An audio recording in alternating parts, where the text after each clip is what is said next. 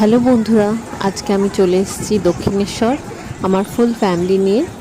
তো প্রথমেই এটা হচ্ছে গেট দিয়ে আমরা ঢুকে যাচ্ছি দক্ষিণেশ্বরের। আর ভেতরেই গিয়ে প্রথমেই হচ্ছে জুতো আর মোবাইলটা রাখতে হবে। তো ভেতরে তো মোবাইল অ্যালাউ ছিল না, এর জন্য আমি বাইরের কিছু ক্লিপস নিয়ে নিয়েছি। এখানে প্রচুর মাছ এই পুকুরটায়, আর চারিদিকটা খুব সুন্দর গঙ্গার পাড়ে। আর এই যে আরাধ্যা খুব খুশি হয়েছে পুজো দিয়ে।